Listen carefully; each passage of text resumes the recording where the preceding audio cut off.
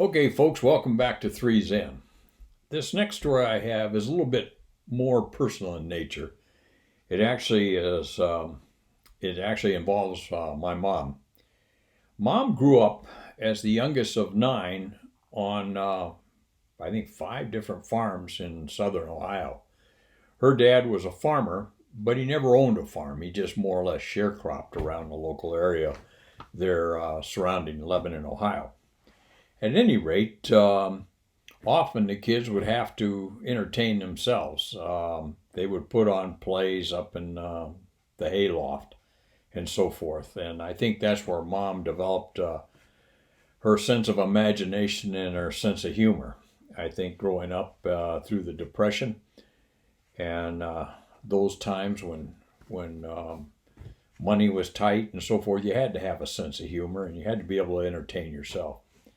At any rate, that sense of humor carried on through mom throughout her whole life. This letter I saved is a letter she wrote to customer services at United Airlines. Her sister Jan was going to fly out to Colorado to visit her son, my cousin Gary, and United kind of screwed up all the connections and the reservations and everything else. At any rate, Aunt Jan called Mom and was complaining about it, so Mom took it upon herself to write a letter to United Airlines on Jan's behalf. So this is what she came up with, dated January 2nd, 1997. Miss Mary Doolittle, Customer Services, United Airlines, P.O. Box 66100, Chicago, Illinois. Dear Miss Doolittle, I'm a 77-year-old lady and have had a terrible problem with United Airlines. Let me tell you my sad story. Around the first part of November, as well as I can remember, I asked for airline tickets for my family in Denver, Colorado to fly both ways from Denver to Portland, Oregon. These tickets were for my good-looking, red-haired son, Gary, his wife, Debbie, and their little Amy. Let me tell you right now that I had saved for 3 years from my little retirement income and my small amount of Social Security to buy these tickets for Gary and his family to make this trip. When I got the tickets, there were only 2 and I needed 3. United fucked up the whole deal and I nearly had a heart attack trying to figure out what to do. I had to get my neighbor, who is only 73, to help me straighten out this damn mess, and I am pissed off. He is not very well and doesn't see or hear too good.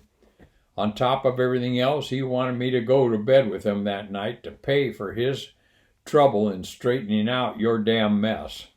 To make a long story short, I had to make the trip to Palm Springs to get the friggin' mess straightened out. Now, young lady, this is no easy chore for me, especially after staying in bed with my neighbor the night before. It's 25 miles to Palm Springs, round trip is 50 miles. My 15-year-old Mercury will not take many more of these trips. Granted, I'm not the best driver, but neither are those other damn fools out there. It was Christmas time, and the cars were coming at me like shit out of a boot, and I was scared to death. Then I had to pay for parking and walk until I thought I was going to drop. On top of all this shitty situation, I missed my weekly bingo game that night, which is the only pleasure I have anymore in life. The gasoline I had to use, the parking expense, and the time it took me wore me out. You got to remember, as I tell you all this, that I'm a frail little old lady, 77 years old, living on a limited income, and I don't need this stress. I think your airline should settle up with me. This is not all. You charged me $68 too much, and that nearly put me into a case of the vapors. I had to call the neighbor over again to help get that straightened out, and you know what I had to do to repay him. My heart will not take any more of this. It was kind of satisfying, but it takes him so damn long, and I'm just worn out. I had to make ever so many trips to the post office and send these tickets certified mail that it cost me extra money, which I can't afford of my little retirement income. I also had to call my son in Denver and tell him about all this.